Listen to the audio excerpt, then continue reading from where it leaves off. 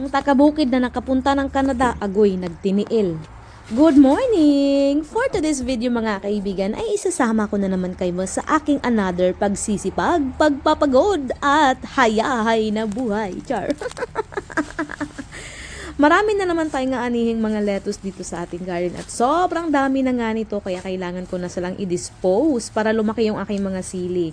At isa nga sa ginagawa ko, bukod sa binibigay ko nga ito sa aking mga kaibigan, yung aking mga alagang manok at pugo ay laging busog. Nagsasawa na nga daw sila at nagre-request na sila ng iba na namang brand ng lettuce o brand yan, 'di ba? May nagtanong nga sa akin bakit ginanito ko ng harvest kasi mga kaibigan, hindi ko to pang benta, pamigay ko lang ito sa aking mga alaga. At nakakatuwa nga kasi alam niyo hindi naman ito umabot ng isang pakete pero sobrang dami nga ng aking naani. Marami na rin akong nabigyan nito at marami na ring natuwa.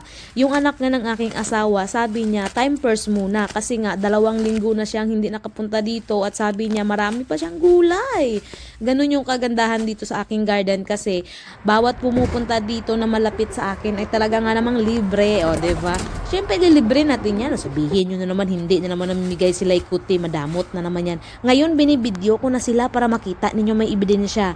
At yung aking mga manok, napakasaya nila kapag nagbibigay ako ng lettuce. Tingnan nyo to, ang mga borders ko dito, ang dami-dami. Ang dami kong ang manok ngayon, tapos ang dami ko pang mga tandang, kaya for soon talaga yan ay ulam na yan. Tapos ito na nga, kaya ako nagbibigay nito kasi gustong gusto nila at the same time nagbibigay sila ng maraming itlog, lalong lalo na yung aking pugo. Diyos ko dahil bulol, lalong lalo na yung aking pugo na kapag nakakain sila ng mga greens tapos lagi pa silang busog, ay nako, ang dami nga nilang magbigay. At ngayong araw nga, bali 4 yung binigay nila, ipipito lang yan sila tapos 6 na babae. At nakakatuwa lang talagang mag-harvest ng mga itlog ng aking mga alaga kasi alam niyo nawawala talaga yung aking parang alam mo yung pagod, tapos naiisip ko na sa probinsya lang ako sa Pilipinas, yung alam mo yung parang one step away lang, no. Pagkatapos naman yan, ayan na naman, nagputol na naman ako ng kahoy. Ganito lang yung aking bawat araw dito sa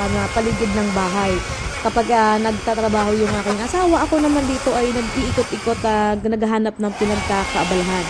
At saka huwag kayong maawa sa akin dahil ginagulito ko yung aking buhay. Alam, productive ha, F yun.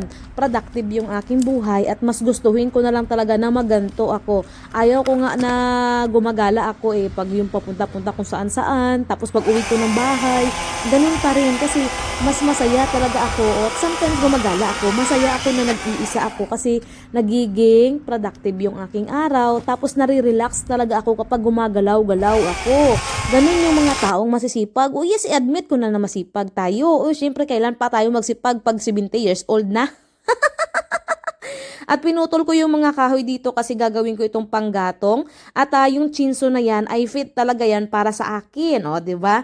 At dahil nakababa tayo ng bundok, ito nanguha ako ng kulitis. Tapos kung gusto ko lang sana kung malapit ako sa baryo, ilako ko na talaga ito. Lumaki ako na naglalako ng gulay sa baryo namin dyan sa Tupi, South Cotabato. Minsan pa nga yung mga bata dyan, binabato ako Kasi akala siguro na si Maria Labo na naglalakad sa kalsada. Uso kasi sa amin yung si Maria Labo dati. Meron akong piklat dyan sa bibig. Kaya Maria Labo yung tingin nila sa akin.